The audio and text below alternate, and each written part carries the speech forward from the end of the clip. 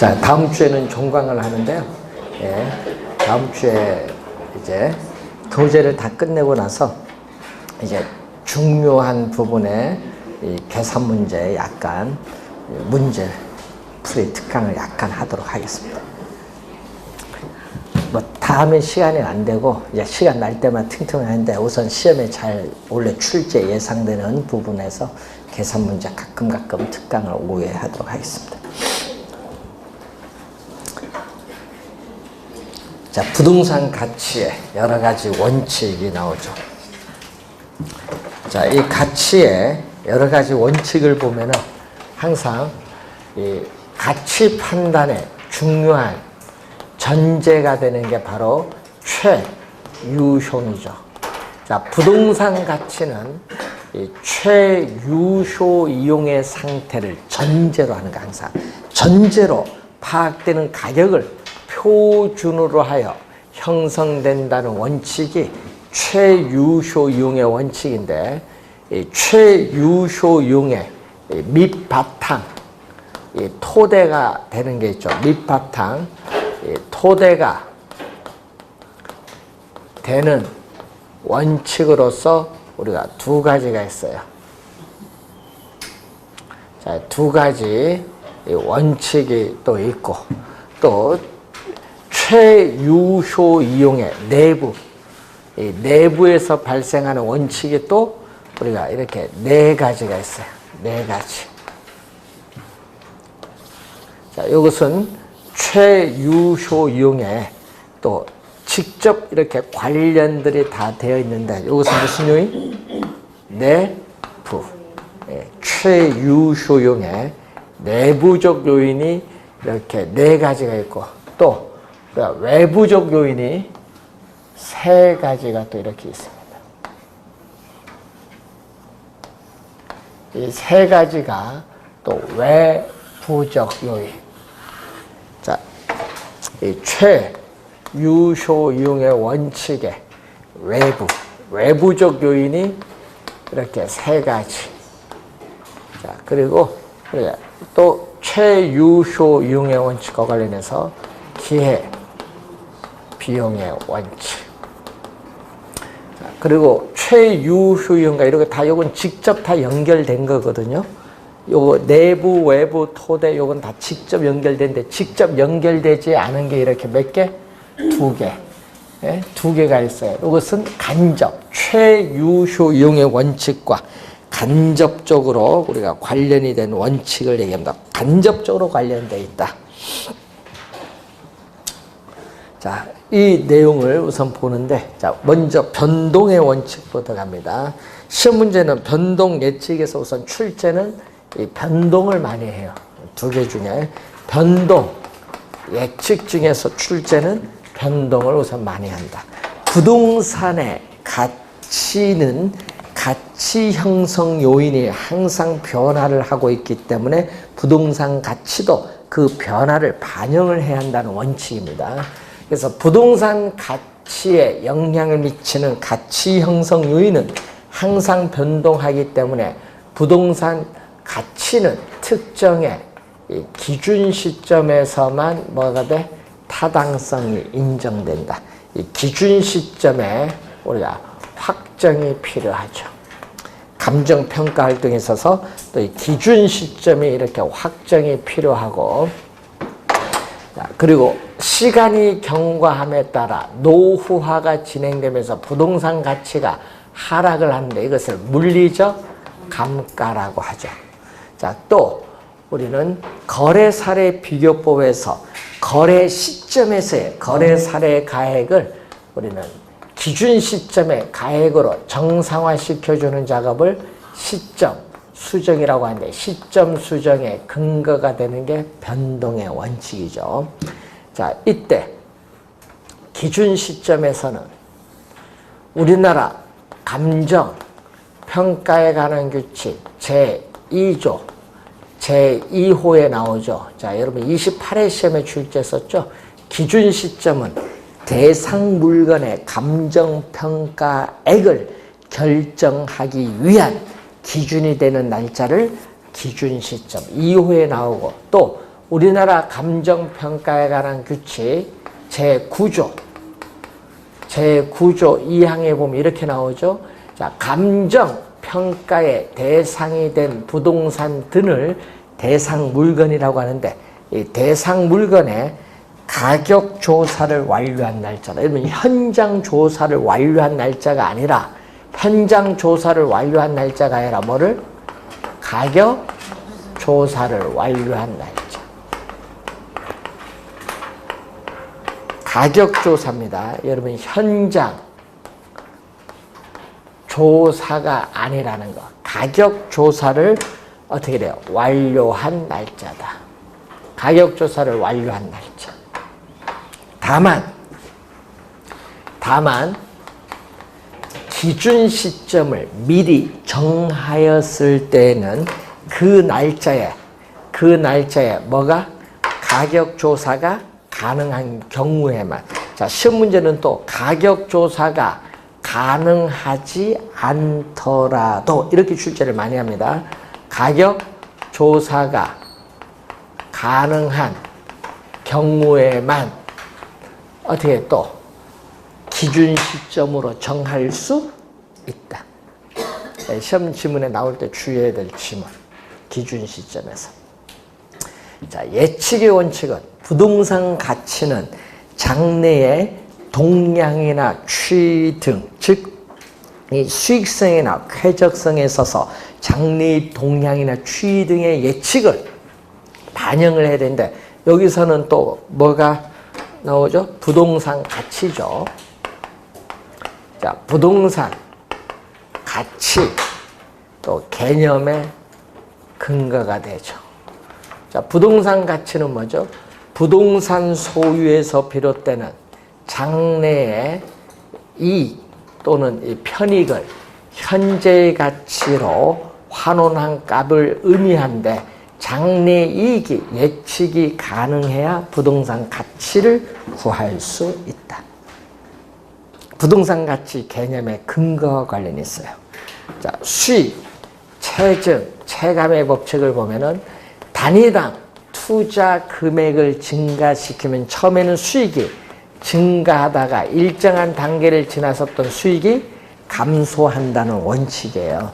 자, 여러분 우리 건물 보면 밖에 고층 건물이 많은데 이 건물이 고층 건물에 있어서 경제적 측면에서의 건물의 적정한 층수가 몇 층이냐. 자, 12층을 지으면 수익이 최대가 되는데 14층을 지었더니 오히려 수익이 감소할 수 있어요. 예, 건물의 적정한 층수가 몇 층이냐.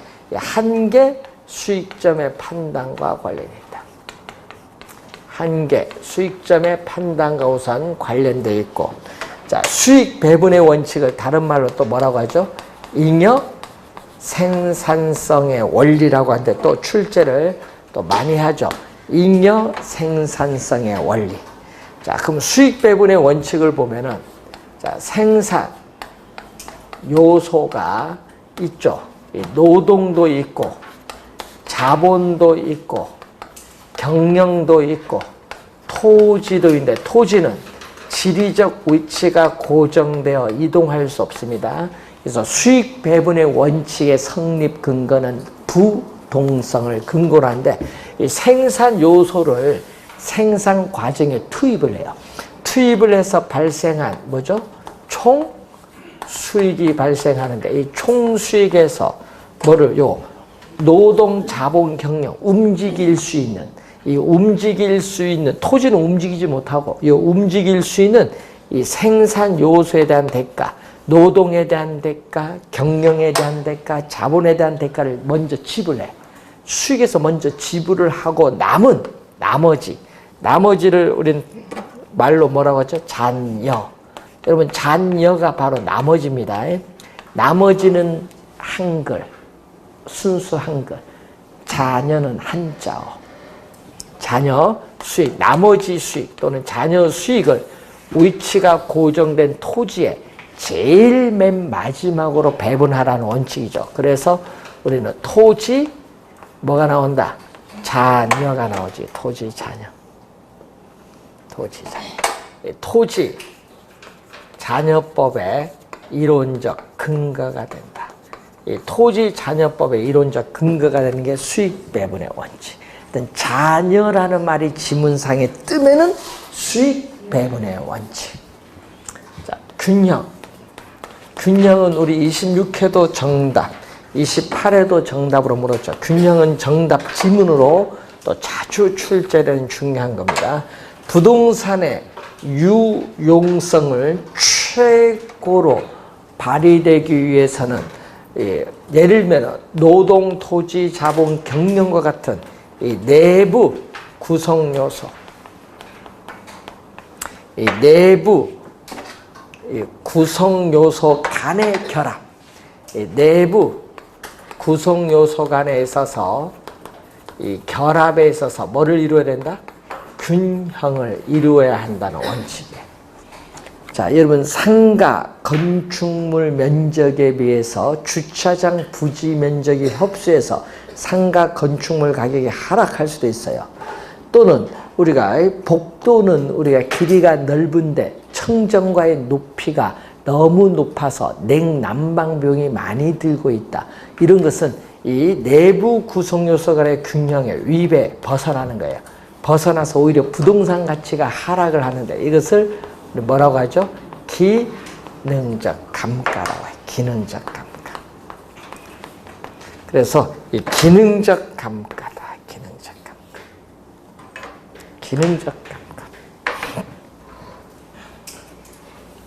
28회는 사례를 출제했고 26회는 개념을 출제했습니다.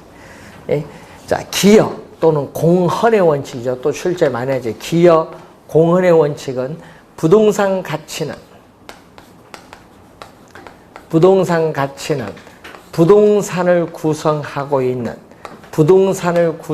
있는 각 구성 부분에 또 기여도, 공헌도, 각 구성 부분에 기여도, 공헌도를 합한 것을 말합니다. 문제는 생산비를 합한 것이 아니다. 생산비를 합한 것이 아니라 기여도, 공헌도를 합한 것을 말한다.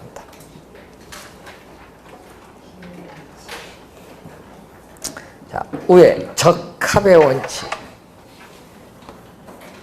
자, 여러분 28회 시험에 균형과 적합 사례를 출제했죠.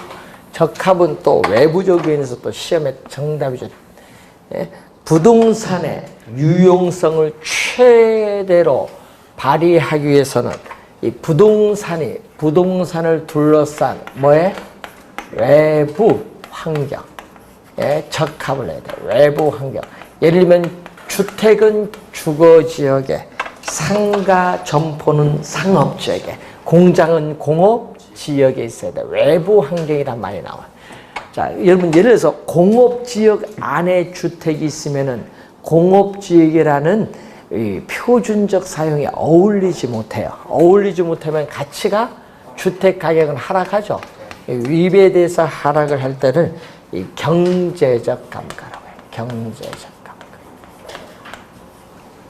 여기는 무슨 감가? 경제적 감가. 경제적. 경제적 감가.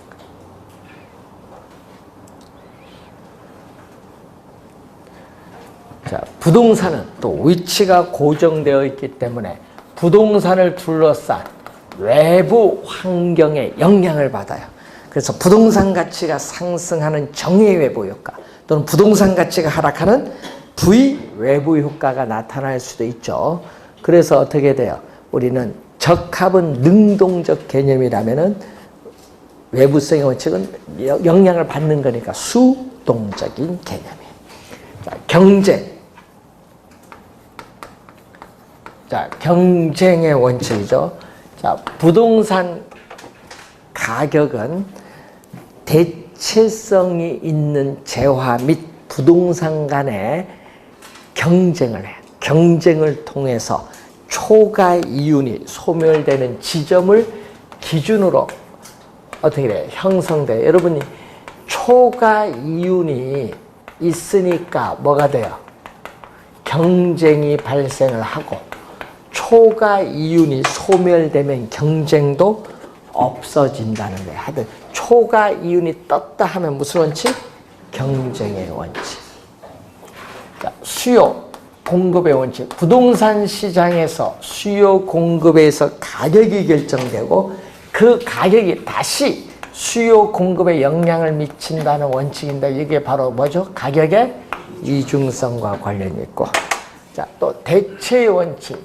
자, 부동산 가격은 대체성 있는 재화 및 부동산 간의 상호 작용을 통해서 형성된다는 원칙인데 부동산의 유용성이 동일하다면은 부동산 가격이 가장 싼 것을 선택을 해야 되고 부동산 가격이 동일하다면 부동산의 유용성이 가장 높은 것을 선택을 해야 되는 게 대체의 원칙이에요. 그래서 원가 방식, 또 수익 방식, 비교 방식과 같은 이 평가의 3방식의 성립 근거가 되는 가장 기초가 되는 원칙이 대체의 원칙이에요. 그래서 대체의 조건도 있겠죠? 어떻게 돼요?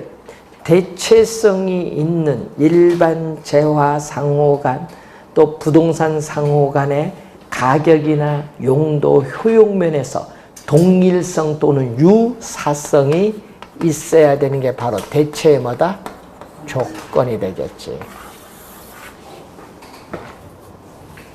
그래서 여러분이 대체 관계가 성립되기 위해서는 일반 상품 상호 간, 부동산 상호 간에 뭐가 돼요? 용도라든지 가격이라든지 효용면에서 동일성 또는 유사성이 있어야 한다. 대체의 조건입니다. 자, 여기서 여러분 시험 문제는 28회는 사례를 했기 때문에 이제 30회 만약 출제된다면 5개의 원칙 뽑아서 내용을 설명해서 틀린 걸 찾아내는 걸 출제할 수 있다.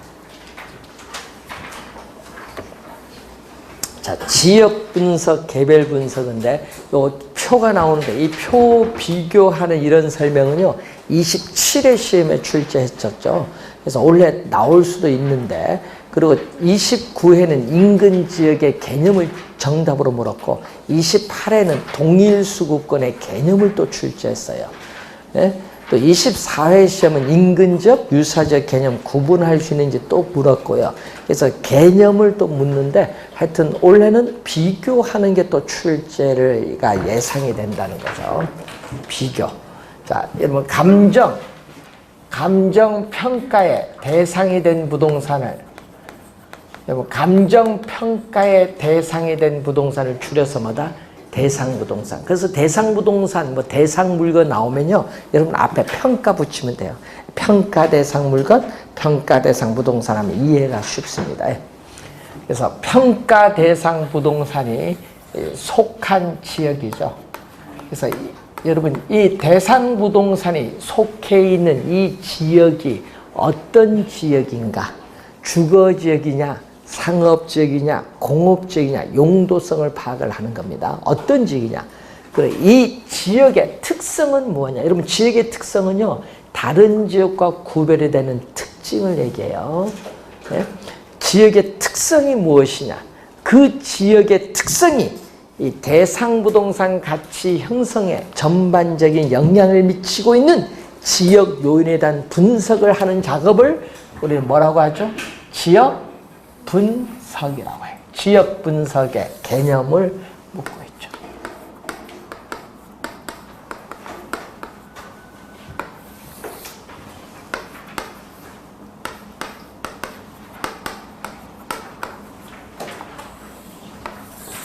그래서 지역에 뭐를 파악을 한다? 특성. 어떤 지역이 다른 지역과 구별이 되는 특징. 이 지역의 특성을 파악을 해서 지역 내의 부동산들의 일반적이고 평균적인 사용 방법을 나타내는 표준적 사용의 형상과 장래의 동향을 명백히 해서 지역 내 부동산들의 평균 가격, 이건 가격이 아니에요. 평균 가격을 나타내는 가격 수준. 가격이 아닙니다. 가격 수준을 판정하는 작업을 우리는 지역 분석이죠. 그래서 지역 분석은 위치가 토지는 고정되어 있기 때문에 그 부동산에 속해 있는 지역의 영향을 받아서 지역을 분석할 우리가 필요가 나타나는 거죠. 자, 항상 시험 문제는요, 요 의의를 또 자주 출제하죠. 의의를 하여튼 시험에 많이 출제하는데, 자, 이 개별 분석은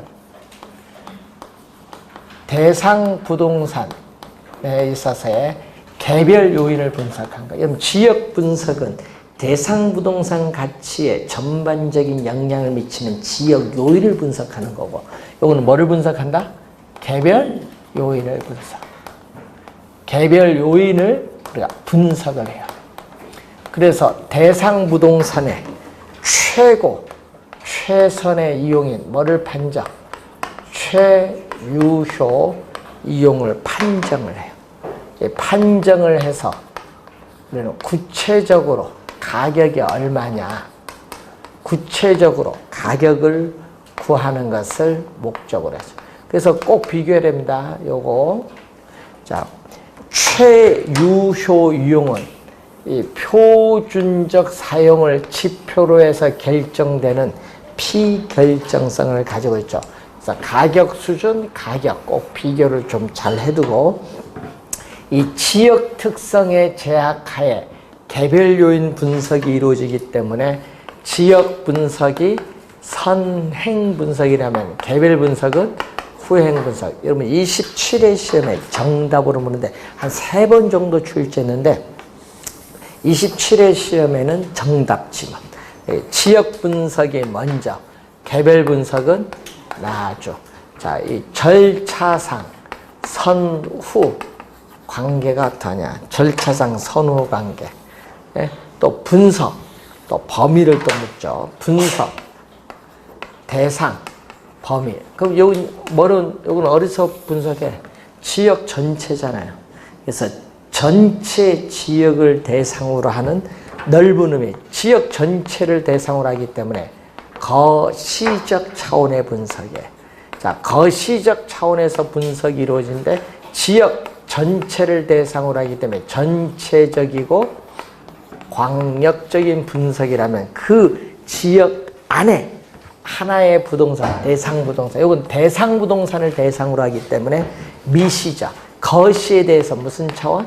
하나, 그 지역 내 하나의 부동산이니까 미시적 차원의 분석이 이루어지면서 전체에 대해서는 뭐죠? 부분.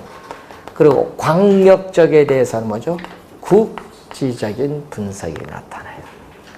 자, 관련 가격의 원칙을 보면은, 자, 대상 부동산이 그 부동산에 속한 지역의 외부 환경에 적합한가, 적합의 원칙. 당연히 뭐 예측, 변동은 밑바탕 토대가 되는 거고, 그리고 여기는 대상 부동산 자체의 내부 구성 요소 간의 결합에서 균형을 이루고 있는다. 균형의 원칙을 근거로 해요. 예측 변동은 밑바탕에 있는 토대가 되는 것 다 관련이 있습니다. 그거는 우선 요걸 주의를 좀 해둬야 돼요. 자, 시험 문제는요, 요 3가지에서 나올 때 정답을 요즘에 보면요, 의와 선후 관계에서 정답을 많이 바꾸죠. 여기서. 자, 여기서 보통 지문을 3개, 4개를 내요. 3개, 4개 내고, 그럼 여기서 몇 개? 한두 개를 뽑아서 한 문제를 보통 만듭니다. 자, 인근 지역 개념. 여러분이 작년 시험에 정답 물었고, 24회도 출제했죠. 자, 거기 보시면은, 자, 우리나라 감정평가에 관한 규칙 제2조 13호에 나오죠. 자, 대상 부동산이 이렇게 속한 지역으로서 부동산의 이용이 동질적이고 가치 형성 요인 중 지역 요인을 공유하는 지역의 동그라미. 여러분 작년 시험에는요, 요걸 지역을 개별로 출제했어. 작년 시험 뭘로 출제했다? 개별로. 근데 나중에 보면 어디 틀린지 모릅니다. 여러분 책 보면 여러분 신경을 안 쓰면요 잘 몰라요. 예? 눈에는 익긴 익었는데 개로는 글자 한두 글자 잘 바꿉니다. 예. 자, 그리고 이렇게 대상부동산이 속한 지역인데 용도적으로는 공통성이 있고 기능적으로는 동질성이 있어서 이 상호 서로 대체 경쟁 관계에 속하는 부동산들이 속해 있는 지역이다. 이렇게 대체 경쟁 관계에 있는 부동산들이 이렇게 속해 있는 이 지역을 무슨 지역? 인근 지역. 그래서 지역의 특성, 이 지역의 특성이 이 대상 부동산의 이 가치에 직접적으로 영향을 미치는 지역. 직접입니다. 간접이 아니라는 거. 직접 영향을 미치는 지역입니다.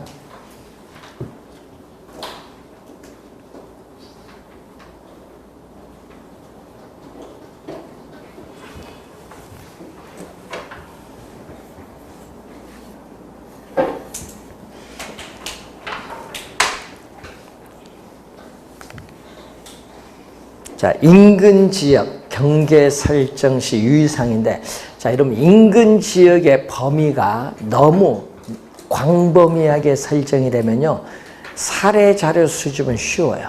근데 용도적 동질성이 떨어지기 때문에 이 가격 수준의 판정이 어려워질 수 있고요. 인근 지역의 범위를 너무 좁게 설정하면 용도적 동질성은 높은데 사례 자료 수집이 곤란할 수 있다는 문제점이 있어요.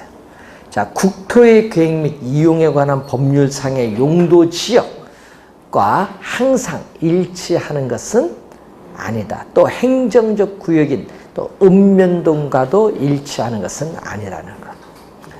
자, 그리고 유사 지역의 개념이 이제 우리가 보면은, 자, 유사 지역은 그림에서 보듯이 대상 부동산이 속하지 아니하는, 자, 대상 부동산이 속하지 아니하는 지역, 속하지 아니하는 지역으로서 인근 지역과 유사한 특성을 갖는 지역을 뭐라고 한다? 유사 지역이다.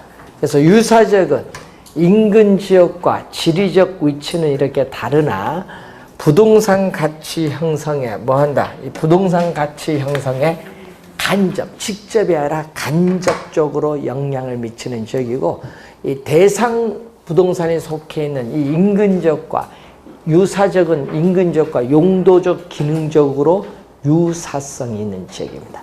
자, 유사 지역은 인근 지역과 이렇게 인접할 수도 있고 인접하지 않을 수도 있어요. 그래서 반드시 인접할 필요는 없고, 거리가 멀고 가깝고 관계없다. 거리에 원근과도 무관해. 왜냐? 인근 지역이 주거지면 유사 지역도 뭐다? 주거지요. 예? 주거지역이면 돼요.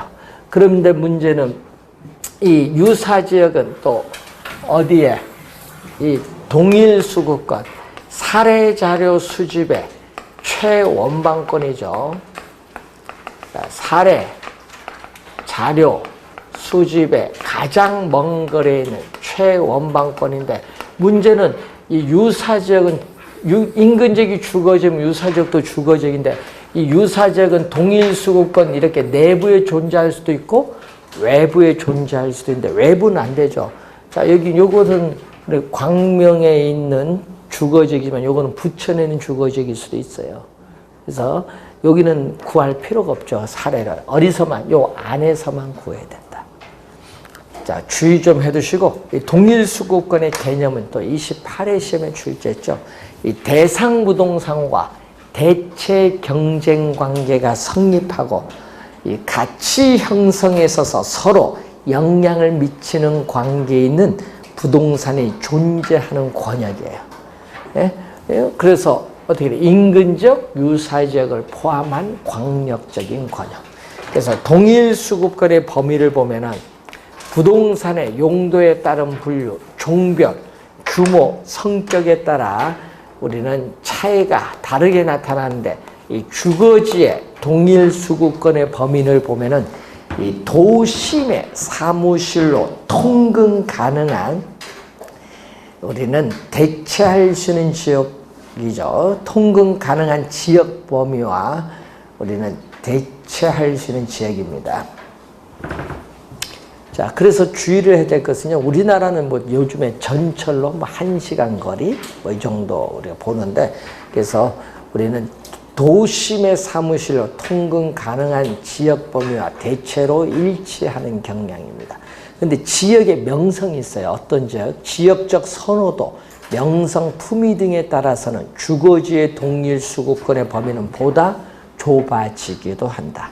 자, 예를 들어서 소문난 고급 주택 지역은 대체 지역이 없기 때문에 주거지의 동일 수급권의 범위는 보다 좁아지는 겁니다. 자, 상업지는 동일, 유사한 어떻게 돼? 배후지를 배경으로 해서 고객이 존재하는 지역, 배후지를 배경으로 해서 이 상업의 수익성에 관하여 대체할 수 있는 지역 범위와 일치하는 경향이 있는데, 자, 여러분, 백화점과 같은 고도 상업지는 편의점과 같은 보통 상업지보다 더 넓은 지역을 기반으로 삼습니다. 고객이 원거리에서도 찾아옵니다. 자, 공업지는 여러분 배우셨던 원료 지향형 입지 산업이냐, 그러면 또 자원 지향형, 원료 지향형이냐, 또 소비지, 시장 지향형 입지 산업에 따라서 제품이 특성이 달라지죠. 제품이 생산되는 지역이 달라져요. 그렇기 때문에 그런 걸 고려를 해야 돼요. 그래서 생산의 효율성, 비용의 경제성에 관한 대체할 수 있는 범위와 일치하는 경향이 있는데, 최근에는요, 수송수단이 많이 발달됐기 때문에 이 공업지의 동일 수급권의 범위는 전국적인 경우가 될 수도 있습니다. 자, 그리고 후보지는 용도의 뭐죠? 전환, 용도의 전환. 이행지는 뭐죠? 용도의 이해. 그래서 전환, 이행 후에 용도적 지역과 일치하는 경향이 있는데, 시험 문제는 요 지문을 좀 많이 내죠. 성숙도가 뭐한 경우? 낮은 경우. 요 지문을. 그럼 낮은 경우는요, 바로 즉시 건축을 할 수 없거든요. 바로 즉시 건축을 할 수 없기 때문에 이때는 전환, 이행되기 뭐다? 전. 후가 아니라 전. 전에 용도적 지역과 일치. 낮은 경우는 전입니다. 예. 15회 시험에 또 출제를 했었죠. 전. 자, 문제는 아까 얘기했지만 여기서 비교해서 3-4 지문, 여기서 한두 지문에서 한 문제 원래 출제 가능성이 있어요. 사이클상 보면은.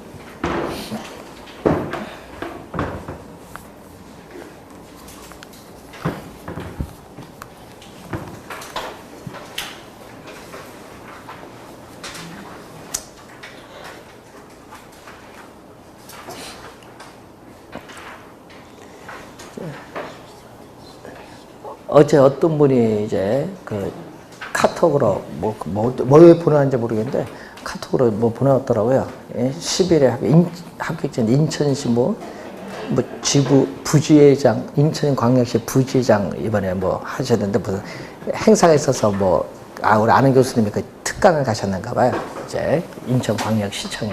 근데 그 하면서 인사 벌써 근데 스타벅스 커피 2잔하고 무슨 케이크를 보내오셨더라고요. 카톡으로. 그러면서 거기서 그때 합격해서, 예, 이제 감사합니다 보면서 쭉 얘기해서 보냈는데, 그거 보니까, 예, 자기 공부할 때 1년 공부를 했거든요. 1년. 예, 그때는 40분이에요. 여러분 50분 시험이 아니에요. 그때 40분 시험. 예, 그때 최초로 시험이요. 2만 명 정도 치다가 그때 11만 명 정도 칠 때. 5배 이상 증가할 때. 그래서, 예? 그분이 그때 합격을 좀 하셔서, 아니, 업을 20년 하는데 뭐 괜찮게 뭐 하니까 뭐 됐겠죠. 근데 공부하는데 요즘에 2달 놓고 3달 놓고 합격했던 사람, 그 어떤 사람인지 한번 궁금하대. 잘 와서 얘기하는 사람들 보면은. 여러분 공부해보니까 2달, 3달 되겠어요? 그 앞에 2년, 3년이 숨어 있다는 겁니다. 2년, 3년. 6개월을 합격할 수는 있어요. 하루에 그 어떤 합격할 수 있는데 2달, 3달은 조금 좀 문제가 심각한 것 같아. 예? 6과목은 어떻게 2달, 3달에 합격을 해요. 예? 개론도 어려운데, 여러분, 개론은 여러분 대학교 어떻게 돼요? 1학년은 교양이니까 2, 3, 4, 3년 동안에 배우는 과목을 2달 만에 배우는 건데, 개론이 옛날엔 과락 걱정하는 과목인데 요즘은 범위를 또 정해주고 또 문제를 또 정형화되게 좀 내주니까 좀 쉬워 보이는데, 여러분 옛날엔 개론 40점 넘게 어려웠어요. 지금 몇 분? 50분 시험. 또 얼마나 좋아졌어요.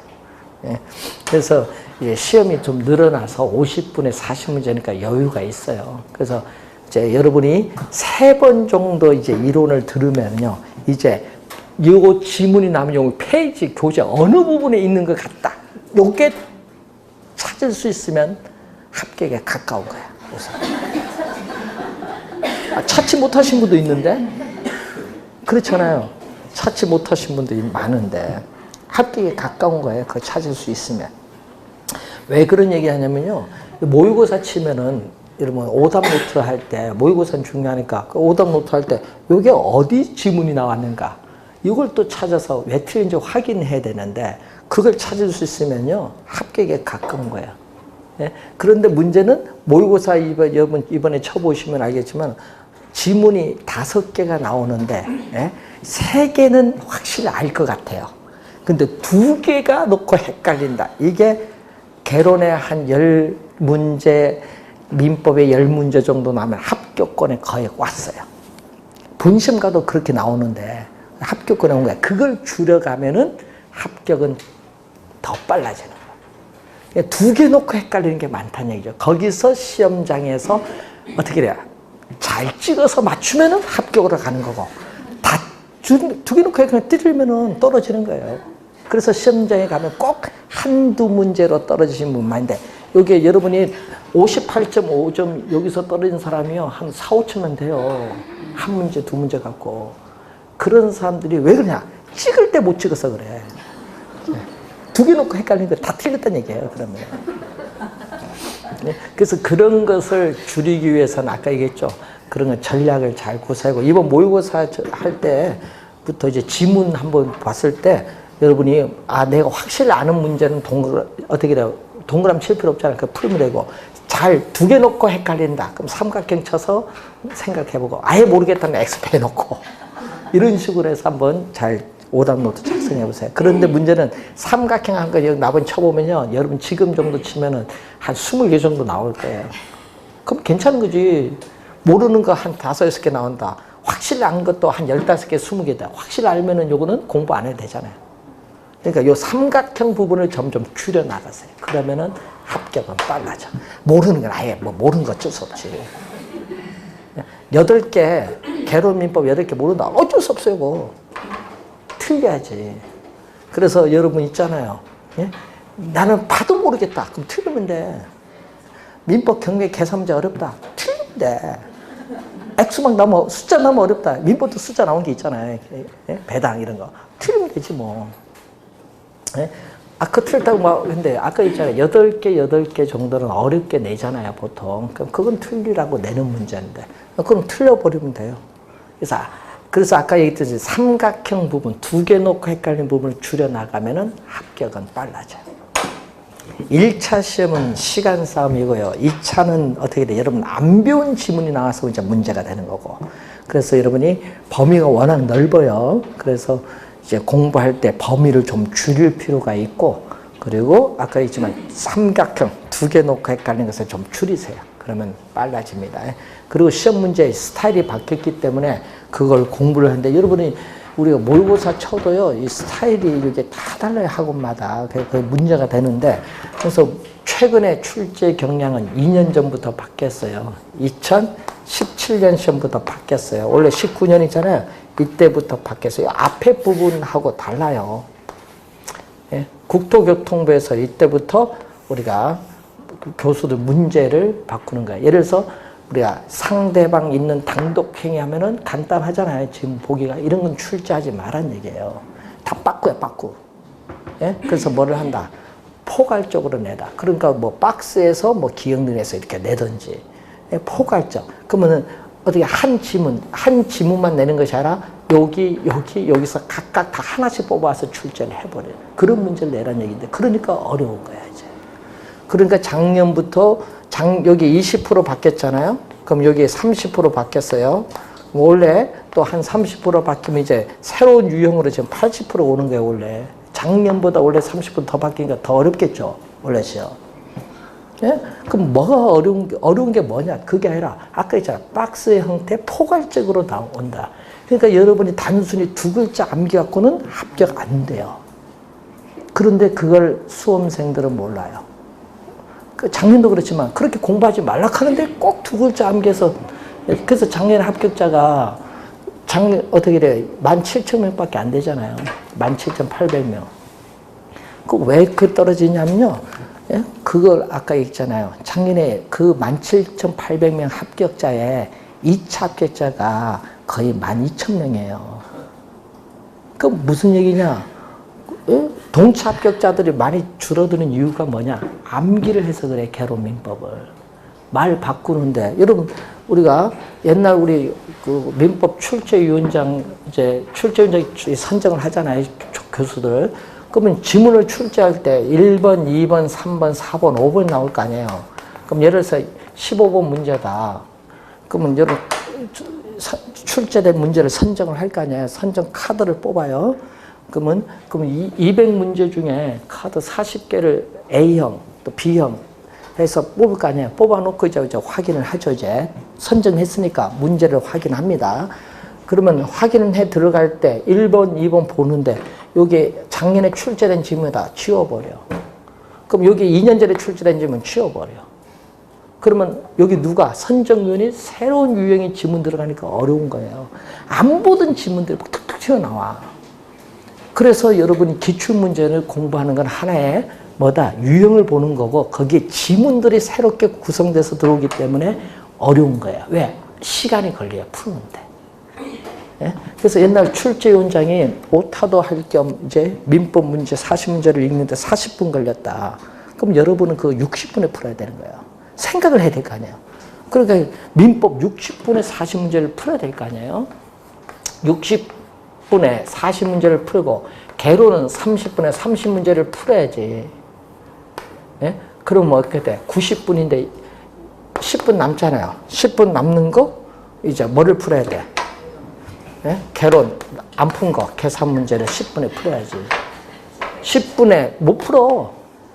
계산 문제는 난이도가 8문제가 다 상이야. 틀리려고 내는 문제 왜 공부해? 그 중에서 쉬운 게 2-3개가 있어요. 그걸 딱 보고 풀고 나머지는 이제 찍어 들어가야 되는데 그때는 요게 중요해. 30문제를 정확히 누가 많이 공부했느냐. 그러면 계산 문제 나머지 안 풀고 3-4문제 맞출 수 있어요. 전략을 잘 구사해야 됩니다. 그래서 여러분 공부할 때 확실하게 정리를 하세요. 뭐 2글자 암기 안 통해요. 본시험 가면은. 그래서 올해 근데 작년에도 근데 아직까지 뭐 개론도 그렇고 민법도 그렇고 2글자 이해를 먼저 하고 암기를 해야지 이해는 안 하고 암기해버리면 시험에 나면 다 틀려요.